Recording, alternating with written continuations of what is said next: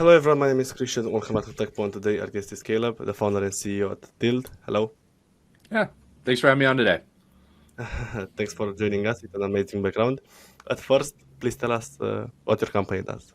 Yeah, absolutely. So we are Tilled. We do PayFac as a service. And so what does PayFac as a service actually mean? So at Tilled, we provide turnkey, white labeled payments infrastructure for vertical software companies who want to embed and monetize payments within their platform. And that's a lot of jargon, a lot of industry terminology. And so try to break it down a little bit. And so ultimately, our sale is a B2B2B sales motion. And so Tilled, our customers or our partners are vertical software companies. And so if you think about, nowadays for almost every conceivable vertical that you can think of, there's a vertical software company for that. For a dentist, there's a specific software. For a golf course, there's a specific software. If you collect trash, at houses, there's a specific software for that. And so our customers are these vertical specific softwares that want to enable their customers, so their merchants, to be able to accept credit card payments for their downstream payments. And so that dentist to collect patients' payments, for a nonprofit to be able to collect donations. And so at Tilled, what we have done is we have built an API first payments infrastructure layer so that it is quick and easy for these vertical software platforms to be able to integrate to Tilled, embed payments within their platform. And then the key is that these software companies are now able to generate recurring revenue off of every payment flowing through their platform. Nice. Thank you for explaining. And what is PayFac more specifically? Another good question. PayFac is short for payment facilitator. And, the reality of the payment facilitator model is that a payment facilitator is taking on all of the liability for all of the customers that are coming on underneath them. And so big examples of payment facilitators would be companies like Stripe, Square, Braintree, PayPal, Toast. And so imagine, some of the listeners have heard of some of those businesses. And the reality of the payment facilitator model, there's a lot of differences between the PayFac model and the traditional kind of ISO model that permeated the payments ecosystem for decades. And a lot of it comes down to the card brand rules and regulations. And so, Visa, MasterCard, Discover really establish the guidelines for the underwriting process that has to take place for a small business owner to be able to accept credit card payments at their business. And under that traditional ISO model, there's a very thorough vetting process. You're filling out a PDF application, you're collecting a lot of supporting documentation. It takes a lot of time, to get those accounts onboarded. Whereas, in the Stripe model or the Square model, the PayFac model is really predicated on typically this instant digital onboarding experience for the sub merchants coming on underneath the PayFac. And historically, there's been a ton of benefits to the PayFac model. The challenge has always been that process to go become a PayFac, and that's really where Tilled has come in to solve the problem. That's great. And what are the top 3 features most loved by your customers? Yeah. So, for us, the way that I would break it down, you've got your onboarding, you've got your kind of core payments, and then you've got your reporting functionality. And so at Tilled, we've created this like turnkey white labeled merchant onboarding experience. And so for a lot of our software partners, they love all of the white label functionality at Tilled because they can get up and running quickly. Our average integration's under 2 weeks compared to a lot of our competitors where you're talking many, many months. So time to market, huge advantage. And then for a lot of our partners, they love this white label functionality because they can put their brand front and center to their merchants, to their customers. And that's pretty unique to Tilled. And then on the kind of core payments side of things, we've built out the ability to add card present terminals. And you can finish that integration typically in a matter of a day or two. So, it's one additional endpoint that you're adding in to be able to accept payments on a terminal, not just kind of online e-com payments. And so that's been a pretty big differentiator. And then from a reporting perspective, we built out a lot of tools, again, kind of white label reporting consoles, and built out a lot of tools to help with reporting and reconciliation for our clients. Do you have a favorite customer success story that you can share with us? Favorite customer success story. Sure. Yeah, we launched a pretty monster partner recently, and we had worked with them for about 2 months planning out the go-to-market launch. And so I think the go-to-market launch planning actually took longer than their integration to Tilled, which is kind of a pretty interesting fact. And, Nice. their kind of definition of success, they were thinking, oh, well, if we board, 70, 75 merchants, a month, that would be kind of success. In our mind, they're not even a month in at Tilled, and they've had, I think it's like 220 something merchants already start, merchant applications, with us. And so we've been able to, really lean in with them on email campaigns, landing pages, in-app messaging, like how can we help drive, the adoption, and the attach rate on the platform. And I think that's been one of the things that's been pretty unique about Tilled, is that we're really willing to lean in with go-to-market support to help our partners scale, which is certainly not all that common, amongst our competitors. Right. And what is the pricing for the platform? Yeah, so the way that we price the platform, it's a combination of a SaaS fee and a revenue share, model. And so, typically the SaaS fee starts at $2,500 a month to get access to the platform, go-to-market support, the team, everything. And then the revenue share model starts at 75% rev share going to the software partner. So you, as a vertical software platform with Tilled, right out of the gate, you're earning the lion's share of the revenue on all of the payments, processing through the platform. And what we mean by rev share, so, if you're a nonprofit donation management platform, selling to nonprofits, the nonprofit is still going to pay 3%, to process the card payments. But typically, it costs 2.2% to actually process, those card payments. And so on average, we see about 80 basis points, so 0.8% of gross margin that's available on a given portfolio. And so if you're earning 75%, of that, you're typically making kind of 50 to 60 basis points, so 0.5% to 0.6% on every dollar that's processed through the platform. And, if you're doing 10 million, 100 million, $1 billion in payments, all of a sudden you're talking about a very material revenue stream for your business that's coming in kind of day in and day out. Stripe is really the primary, competitor and company that we see, in the category. And so when I think about our competitive landscape, I typically kind of divide it up into 3 subsegments. And so it really depends on the annual processing volume of a platform, kind of where you end up, tending to kind of start your search. And so Yes. I think the 3 buckets are like 0 to 50 million a year in processing volume, 50 million to 2 billion, and then north of 2 billion, where that 0 to 50 million category is really Stripe's bread and butter. And it's not to say that we won't work with startups. It's probably 20, 25%, of what we do, but it's not our core focus. We're really focused on kind of mid-market, lower enterprise, software businesses. And I would say that particular part of the industry is a bit less competitive. There's more competition, I'd say, in the startup and enterprise, segments of the market. Yes. Okay. And what is the story of the company? You're also the founder. I'd love to know the idea behind it. Yeah, so I'm Caleb Avery, the founder and CEO here, and I started my career in payments at 19 by co-founding an ISO. So I started going door to door selling payments at 19 years old, which is probably not what most college students were doing, but for whatever reason, I thought that was a good idea, at the time. And Yes. over time, as we scaled up that first business, I started doing consulting and angel investing. And so I was consulting and investing in a lot of these vertical software businesses, and over time just saw the same problem over and over and over again, where a lot of these companies were starting their journey with Stripe, and they were just passing along the 2.9% and 30 cents from Stripe, onto their merchants.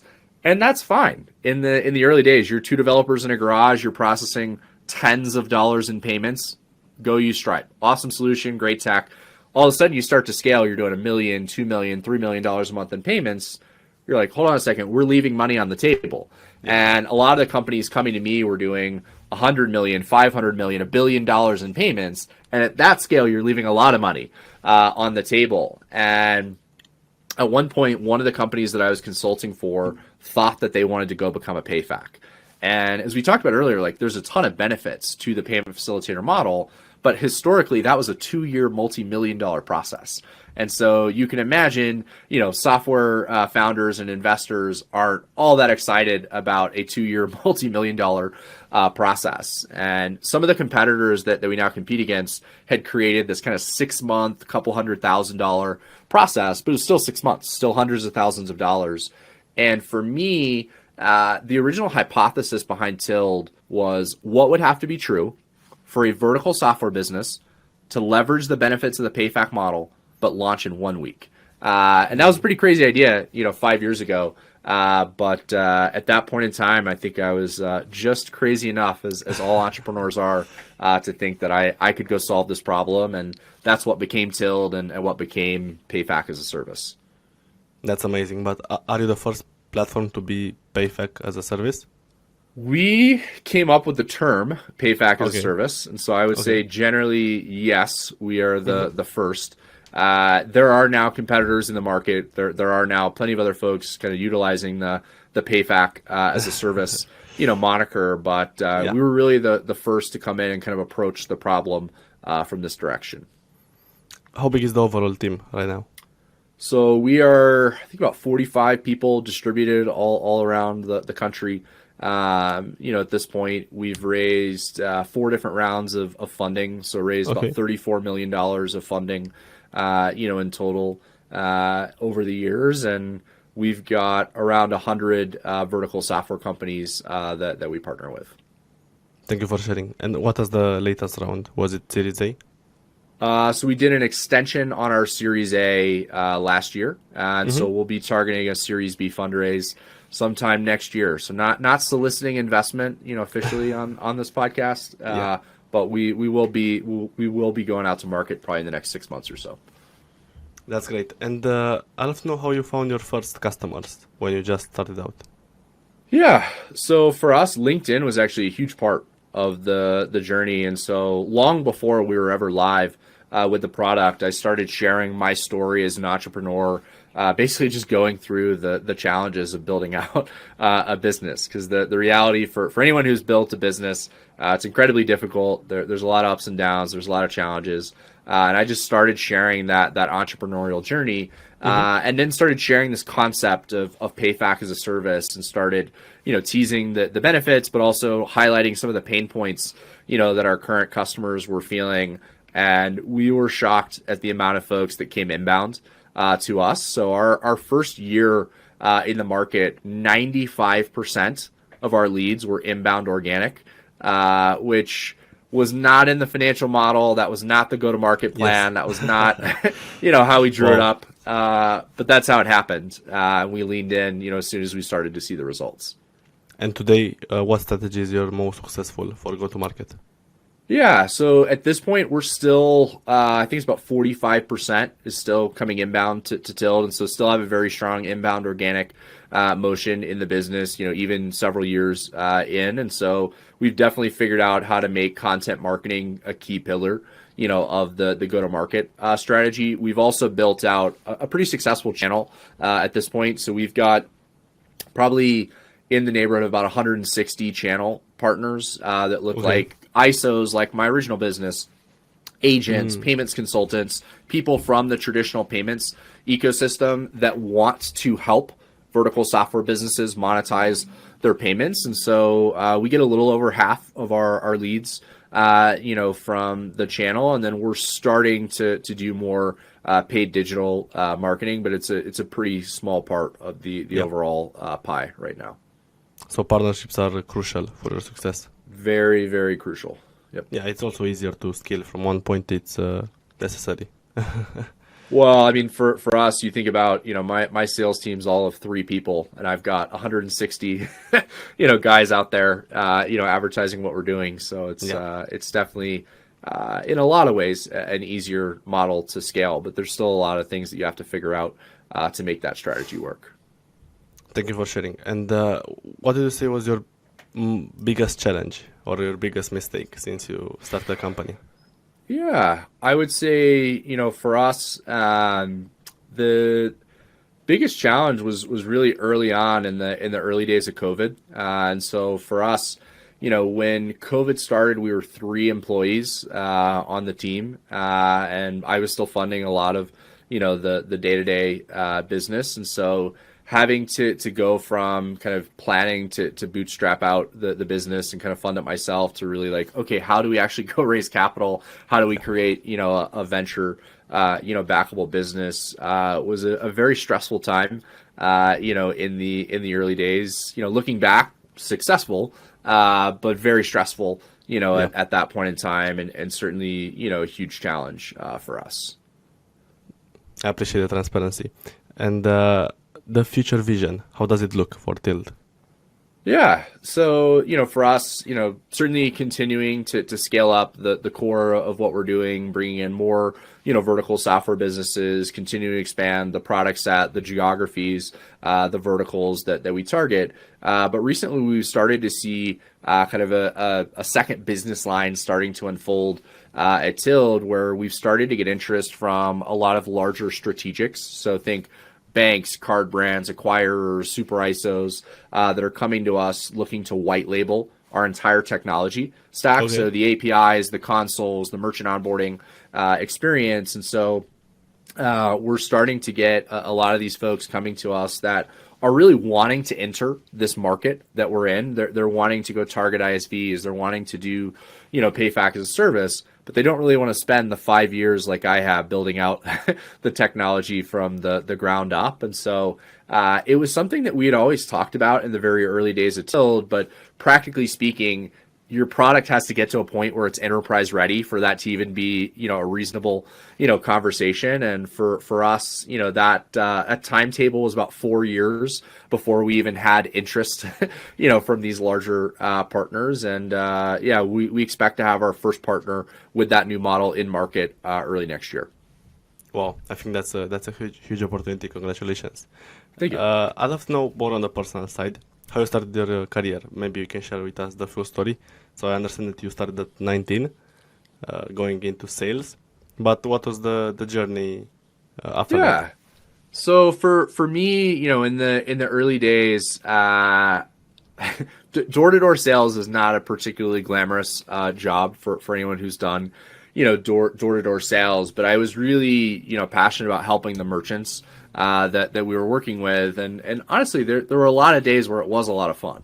And we were able to build up, a pretty sizable team in that first, business by bringing on essentially at one point in time, we realized that bringing on experienced sales reps that actually knew the business was a much better model than trying to train, green sales agents. And so for us, as we started to scale that up, I got to a point probably, 5-6 years in where I knew that door-to-door sales wasn't really what I wanted to do, my entire career, but I was still passionate about payments. I still loved, generally the kind of arena of payments. And so started to think about like, well, what could I do, within the payments category that would be kind of more fulfilling, on a day-to-day basis. And for me, it actually started with the angel investing. And so I started writing, small checks and volunteering my time with early stage startups. I think for me that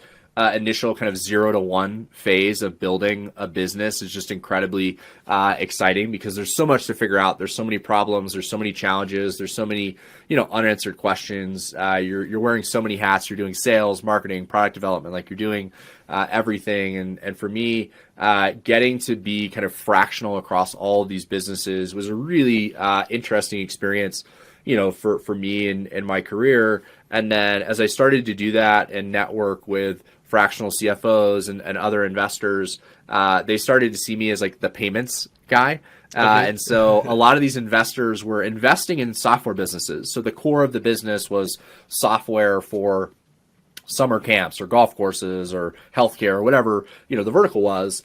And payments, especially 7-8 years ago, the idea of monetizing payments just wasn't as mainstream, as it is today. But there were still a lot of these investors saying, hey, we're doing $500 million a year in payments and we make $0 on any of these payments. Like, surely there's a way, for us to make some money here. And so a lot of that consulting work wasn't even always paid work. It was kind of me doing favors, for friends, had several paid consulting engagements, but a number of them were kind of me leaning in just because I'm a curious individual and I love kind of solving problems and helping, entrepreneurs. And so, would go in and, all right, show me the contract, show me the partner, show me your go-to-market, show me your pricing.